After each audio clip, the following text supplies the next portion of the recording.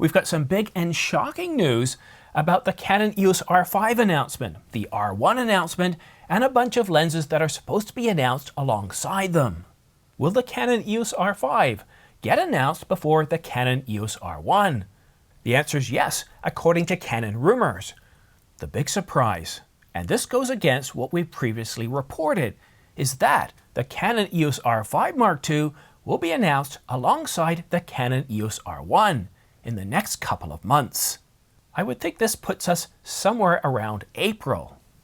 I told you this would be shocking. This goes against everything we've been told by the Camera Insider, Canon rumors, and also a source that recently told us that we would be getting a Canon EOS R1 announcement very shortly, within 7 to 10 days before CP+.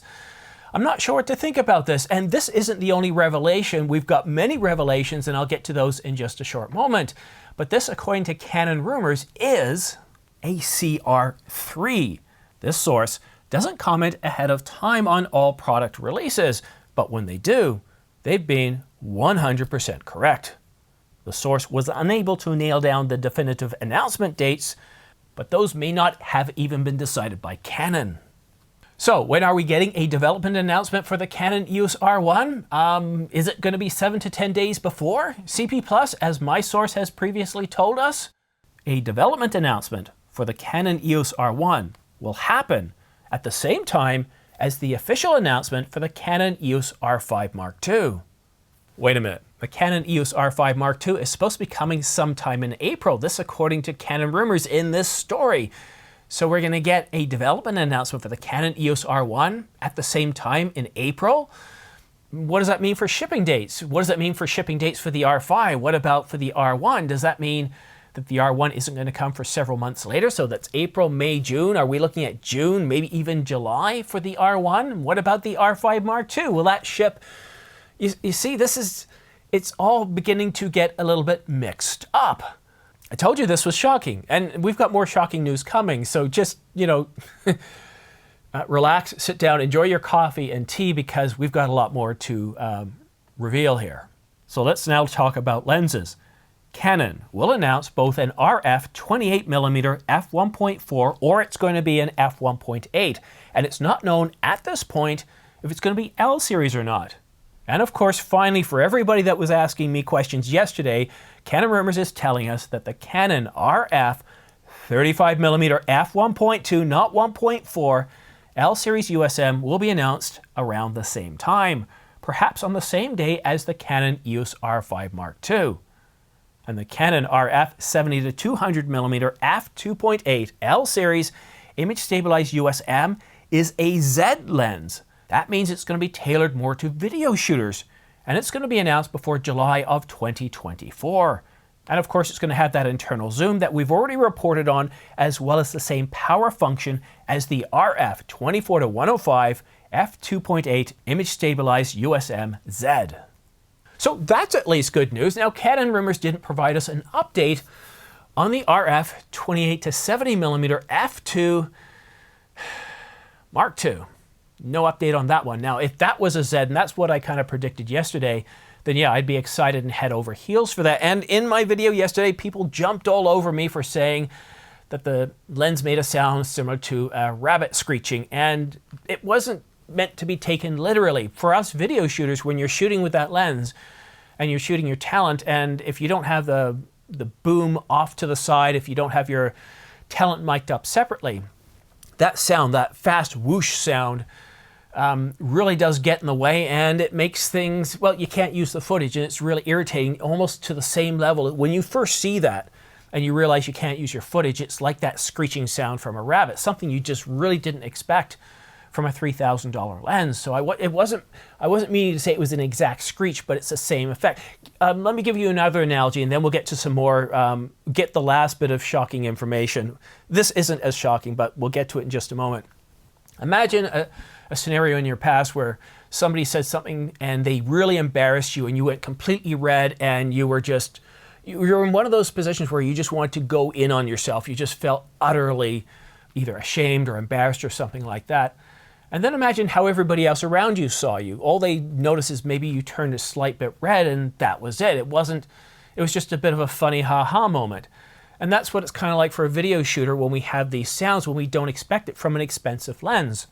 The RF 50mm f1.2, same thing. Now with this lens, the old EF version didn't have this problem. You could have a shotgun mic on top of the camera and it wouldn't pick up any focus sounds, but the RF version, it's louder, it sounds like a hamster or a squirrel eating a nut. And same thing, when I first started shooting with this, I was really irritated by the sound. None of the reviews of the lens at the time talked about it because it's aimed primarily at photographers. I still love the lens, but that sound has taught me one thing: to be very careful about lenses I purchase in the future and make sure I just buy ones that have a silent focus motor, because for video shooters, it's very, very important, because otherwise you have to go to more effort. You need to expand your checklist. You need to either mic your talent, and if you have multiple talent, you need multiple mics, and it just becomes more convoluted. Whereas if you are able to mount a shotgun mic on top of the camera, it saves you an awful lot of time. Okay, now let's get to the last shocking bit of information here. It's all about cinema lenses, and I've been telling you all along we're due for an update because, well, simply put, everything is ready for a refresh. For cinema EOS, Canon will announce successors to both the C300 and C500 series of cameras ahead of IBC in September. Both lines will get new naming schemes and come with RF mounts. Yeah, this is definitely a bit of a shock. When I woke up and first saw this post, I thought, oh good, they're expanding a lens roadmap. And then I read further and, oh no, this is not a lens roadmap. This is a roadmap of everything for the next 6 months. To get the EOS R5 ahead of the R1 in a year where we have the Summer Olympics, where the 1 series is always king, and where Canon is finally refreshing the 1DX Mark III, or the R3, depending on your point of view. Whether the R3 was meant to be the R1 is not the point. The point is that the Canon EOS R1 is supposed to be the jack of all trades, the master of everything. It's the next big camera, the last of the DSLRs that's getting refreshed by Canon. So we were expecting that to be announced soon ahead of CP+, and even all the smart money, the consensus was saying, yeah, we should be getting an R1 announcement soon, and all the sources are coming forward saying the same thing. And some of these sources are pretty tight to the supply chain, including a source that came to me a couple of weeks ago telling me that we're going to get some sort of announcement 7 to 10 days ahead of CP+. And here we are with this post by Canon Rumor saying, nope, we're going to flip-flop. We're going to say that the R5 Mark II is coming first, but it's not coming till around April. That's the announcement. And I would assume at that point, if the announcement's going to be in April, that it'll start shipping some 2 to 4 weeks afterwards, that they won't make us wait too much longer. But then the R1 to come, what, a month or two after that? I'm a little bit shocked and surprised. What do you think? Do you believe these rumors? Now, Canon Rumors is saying that this is a CR3, that this source doesn't provide a lot of specifications, but when this source comes out and says something's happening, it's happening. And what I think this source is connected to the retail channels. It's either a distributor or somebody connected with a major retail chain, and they're being told that in a couple of months that they're getting stock, that they're getting, well, maybe there's a dealer presentation being scheduled or something like that. So when Canon Rumors does come out with a CR3, I usually take that to the bank. It just seems like, I don't know, everything has been kind of turned on its head. And what that leads me to believe is all the specifications that we've heard about these cameras may also be turned on their head. Will the Canon EOS R5 Mark II actually get a 62 megapixel sensor? Will it have internal ND filters or an internal cooling system? What about the R1? Will it be 30 megapixels, also have internal ND filters and an internal cooling system? Perhaps, or maybe it will be better than the Nikon Z9, and it will be better than the Alpha 1, and it's going to have somewhere around 45 megapixels or more. That's what this post tells us, is that what we thought to be true has been turned on its head, and don't believe necessarily anything we've heard on leaked specifications for either of these two cameras. Very interesting stuff, and if you want to stay up to date on all the latest and greatest, then definitely go ahead and click that subscribe button, but also follow me on X. And if you're interested in purchasing any camera gear, such as lenses, bodies, or accessories, then consider using my affiliate links down below. These ones right here, I do have them in the description. We're seeing incredible sales on right now. Adorama has a pack with the Canon EOS R5 for $29.99 with a 128 gigabyte CF Express Type B card and a card reader. And of course, it's on sale at B&H as well, but doesn't have that package. We've got the R3 at a new price point. We've got the Nikon Z6 Mark III on sale, the Sony's. Everything is on sale right now. Some really great deals out there at Adorama, B&H, and Amazon.com. However, I do need to disclose something, is that if you do purchase from these links, it doesn't cost you anything extra, but I do get anywhere from 2 to 12% back, which does support this channel.